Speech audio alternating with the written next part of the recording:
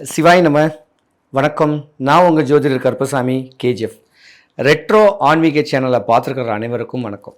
மேச ராசி முதல் மீன ராசி வரை 12 ராசிக்காரர்களுக்கும் எந்த வயசில் என்ன வயசோ எந்த நேரத்தில் ராஜயோகம் கிரக பெயர்ச்சி யார் மூலியமாக எப்படி உங்களுக்கு அமையும், எந்த வருஷம் வரைக்கும் இந்த ராஜ யோகம் இருக்கும். இந்த ராஜ யோகம் கேட்கறது வந்துருச்சுன்னாவே உங்க வாழ்க்கை கேட்கறது பிரதிபலிக்குதுன்னு அர்த்தம். நீங்க படக்கூடிய ஆசைகள் தேவைகள் எல்லாமே பூர்த்தி ஆகக்கூடியது எந்த வயசு. ஒரு உதாரணத்துக்கு சொல்ல போனா நரை 35, திரை 45, மூப்பு 55. 55 வயசுக்கு மேல கூட ஒரு ராசிக்காரர்களுக்கு தான் ராஜயோகம் கிடைக்கும். ஒருத்தருக்கு சின்ன வயசுலயே கிடைச்சிரும். அந்த மாதிரி யார் மூலியமாக எவர் மூலியமாக இந்த ராஜ யோகத்துடைய தருணம் இந்த 12 ராசிக்காரர்களுக்கு எப்ப அமைய போதுன்னு காத்துக்கிட்டு இருக்கக்கூடிய நேரத்தை இப்ப நான் சொல்ல போறேன். 12 ராசிக்காரர்களுக்கும் மேச ராசி முதல் மீன ராசி வரை யாருக்கு எப்பப்ப ராஜ யோகம் வரப்போகுது, எந்த வயசுல யோகம் வரப்போகுது, எந்த வயசுல வீடு நிலம் சொத்து சுகங்கள் வாங்கக்கூடிய தருணம் வரக்கூடிய நேரம் ராஜயோகம் எல்லா ராசிக்காரர்களும் இருக்கு. காற்றுள்ள போதே தூத்திக்கல் சொல்லக்கூடிய அளவுக்கு ஒரு முறை தான் ராஜயோகம் வரும். அந்த ராஜ யோகத்தை பக்குவம் பண்ணி இந்த முறைகளில் நீங்கள் இந்த 12 ராசிக்காரங்களும் ப்ரிப்பேர் பண்ணிக்கிட்டீங்கன்னா உங்களுக்கு தான் ராஜயோகம். ராஜயோகம் அமையறதுக்கு நம்ம கஷ்டப்படணும். இஷ்டப்பட்டாவே போதும். குப்பமேடும் கோபுரமாகக்கூடிய தருணத்துக்கு உண்டான அமைப்பு உண்டு. எல்லா ராசிக்காரர்களுக்குமே ராஜயோகம் இருக்கு. ஆணுக்கும் இருக்கு, பெண்ணுக்கும் இருக்கு, பிறந்த குழந்தைக்கும் இருக்கு, கட்டின மனைவிக்கும் இருக்குது. அந்த வீட்டில் வசிக்கக்கூடியவங்கனால கூட உங்களுக்கு யோகம் எந்த வயசுல வரும், ஆஸ் பர் ஜாதகருக்கு எந்த வயசுல ராஜயோகம் வரும் அப்படிங்கக்கூடிய தன்மையை தெளிவா நான் சொல்றேன். கடகராசி. கடகராசி ஒரு பிராமண ஜாதி ராசி. நெருப்பு நிலம் காற்று தண்ணீர் ராசி, ஸ்தர ராசி. ஆனா பெண் ராசி. தாய்மை குணம் அதிகம் உடைய ஒரு ராசி. பாசத்துக்காக அடிபணியக்கூடிய ஒரு ராசி. இந்த கடகராசியை பொறுத்த வரைக்கும் பார்த்தீங்கன்னா டாக்டர்ஸ் நிறையா இருப்பீங்க, அர்ச்சகர் நிறையா இருப்பீங்க, ஜோதிடன் சொல்றவங்க, குறி சொல்றவங்க, அருள்வாக்கு சொல்றவங்க, கர்ம பலனை அனுபவிக்கணும்னு பிறந்தவங்களும் இந்த ராசிக்காரங்க தான். கலைத்துறையில பிரகாசிக்கக்கூடிய தருணம் உடையவங்களும் இந்த ராசி தான். நிறைய பேர் லா படிச்சிருப்பாங்க, அட்வொகேட் ஆயிருப்பாங்க, எல்எல்பி படிப்பாங்க. இப்படி கர்ம பலனை அனுபவிக்கணும்னு பிறந்தவங்க இந்த ராசிக்காரங்க. பொதுவாகவே பார்த்தீங்கன்னா பெண்களை பொறுத்த வரைக்கும் பாசத்துக்கு குறையே இருக்காது. படிச்ச பண்புள்ள ஒரு ராசி இந்த கடக ராசிக்காரன். சின்ன வயசுல நீங்க பிறந்துதான் உங்க குடும்பம் யோகமே அடைஞ்சிருக்கும். அப்பா கஷ்டப்படுவாரு, பல கருமாயங்கள் படுவாரு. இது விதி. ஏன்னா ஒரு கட்ட காலத்துல உங்களுக்கு சனி திசை வரும். ஒருத்தங்களுக்கு புதன் திசையில பிறந்திருப்பீங்க, ஒருத்தர் குரு திசையில பிறந்திருப்பீங்க.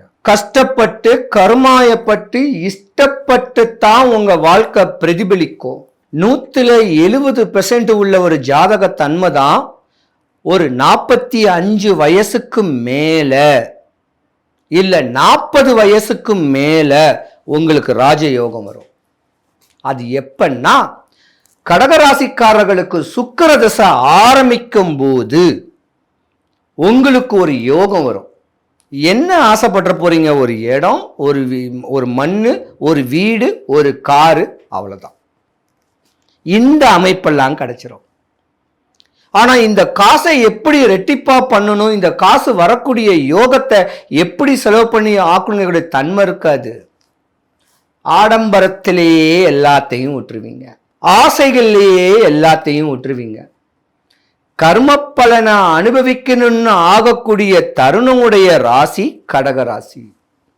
கவனம் தேவை கடகராசி. இப்ப ராசியில குரு பகவான் வேணா ராசிக்கு வக்ர பேச்சாயி 12ஆம் இடத்துல வரக்கூடிய யோகங்கள் கொடுக்கிறாரு. சனி பகவான் பாக்கிய சனியா கொடுக்கிறாரு.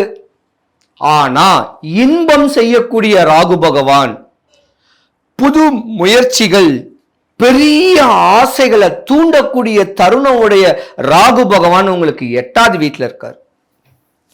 உங்க ஆரோக்கியத்தை பார்த்து பலன் போடுங்க.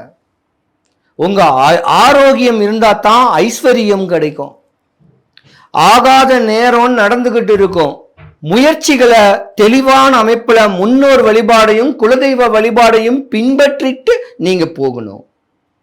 ஆனா கடகராசியில் உள்ள பெண்கள் கொஞ்சம் பாவம். அஷ்டம சனி இப்பதான் முடிஞ்சது.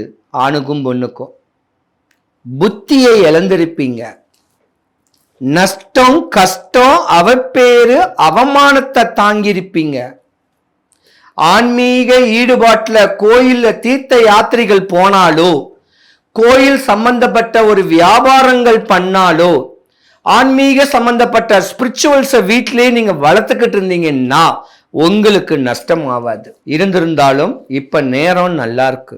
கடகராசியை பொறுத்த வரைக்கும் ராஜபோக சுகபோக நேரம் வருது. யாரு ராஜபோகத்தை கொடுக்கக்கூடியது யார் தெரியுமா? குரு பகவான். யோகத்தை கொடுக்கக்கூடியது, மோகத்தை கொடுக்கிறது, போகத்தை கொடுக்கக்கூடியது ராகு பகவான். 8ஆம் இடத்துல ராகு பகவான் இருந்தாலும் உங்க ராசியில தான் இப்ப வக்ர பேச்சு ஆகி போயிருக்காரு. இதுதான் தருணம். வீடு, நிலம், சொத்து சொகத்தை சேர்த்து வச்சு அதை நாளைக்கு எப்படி பயன்படுத்தணும் சேமிச்சு வைக்கக்கூடிய தருணத்தை நீங்க உண்டு பண்ணிக்கிங்க. இத்தனை வருஷமா, இந்த 2.5 வருஷமா நீங்க கஷ்டப்பட்ட ஜாதகம், நஷ்டப்பட்ட ஜாதகம், பெண்கள் தாங்க பாவம். கடகராசியில நிறைய இழந்திருப்பீங்க. அந்த இழப்புகளுக்கெல்லாம் இதுதான் தருணம். ஒரு உதாரணத்துக்கு, ஒரு டாக்டரோ ஒரு அட்வொகேட்டோ இருந்தா கூட கிளைண்ட் வரமாட்டாங்க. உங்களுக்கே நோய் வரும்போது எப்படி கிளைண்ட் உங்கள்கிட்ட வருவாங்க? அந்த மாதிரி தருணத்துல 2.5 வருஷம் நீங்க இருந்திருப்பீங்க.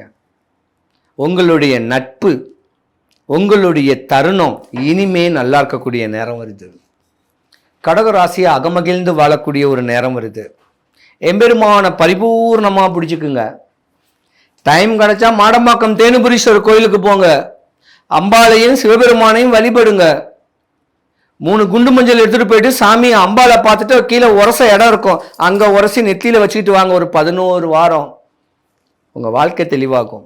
மேஷ ராசி முதல் மீன ராசி வரை 12 ராசிக்காரர்களும் படுற கஷ்டம் விலக, நஷ்டம், கஷ்டம், அவப்பேறு, அவமானம், வம்பு தும்பு, வழக்குகள், சட்ட சிக்கல்கள், பலவிதமான இடையூறுகள், இன்னல்கள்ல இருக்கிறவங்க சொல்லக்கூடிய சின்ன சுலபமான ஒரு பரிகாரத்தை செஞ்சீங்கன்னா உங்க வாழ்க்கை சுபிக்ஷம் அடையும். தாம்பரத்துக்கு அடுத்து, தாம்பரத்திலிருந்து 7 கிலோமீட்டர் இருக்கக்கூடிய மாடம்பாக்கம் தேனுபுரீஸ்வரர் தேனுகாம்பாள் திருக்கோயில். வீட்டிலேருந்து வரும்போதே 3 குண்டு மஞ்சள் எடுத்துக்குங்க. இல்லை கோயில் வாசல்ல நான் உட்காந்துருப்பேன் ஞாயிற்றுக்கிழமையில, அங்கே ஒரு 3 குண்டு மஞ்சள் வாங்கிக்கிங்க. ஃபர்ஸ்ட் கோயிலுக்கு எதிர்த்த மாதிரி தேராண்ட சூலினி துர்க்கைன்னு ஒரு அம்மா இருக்கா. பில்லி, சூனிய, ஏவல், செய்வின இதெல்லாம் உடைக்கிறவ. அவளை கையெடுத்து கும்பிட்டு வழிபடுங்க. கொஞ்சம் மேலே முனீஸ்வரன் இருப்பார், அவரையும் வழிபடுங்க.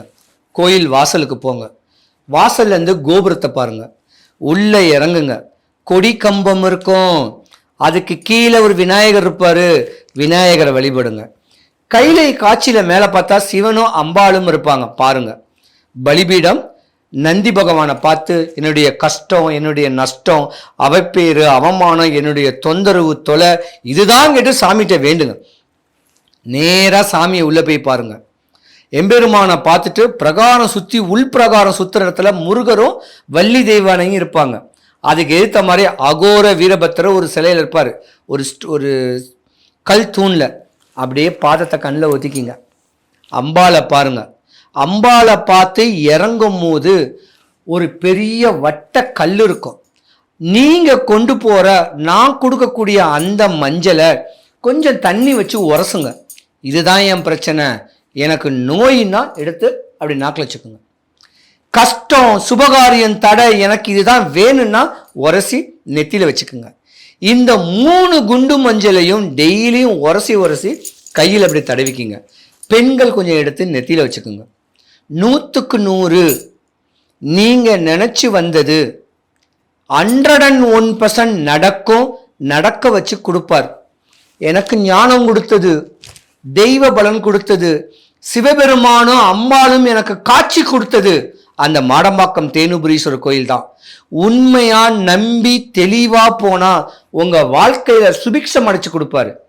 ஒரு ஞாயிற்றுக்கிழமையும் ஞாயிற்றுக்கிழமை 4 to 6 ராகு காலத்தை பூஜையும் அட்டன் பண்ணுங்க. முடிஞ்ச அளவுக்கு சண்டே பார்க்கறது உங்க தலையெழுத்தே மாறும். எந்த ஊர் எங்க இருந்தாலும் ஒரு நாள் மாடம்பாக்கம் கோயிலுக்கு வந்து போங்க. உங்களுக்கு எந்த குறையும் வராது. கோயில் வாசல்ல தான் உட்காந்துருப்பேன். கேட்குறவங்க மஞ்சள் வாங்கிக்கிங்க.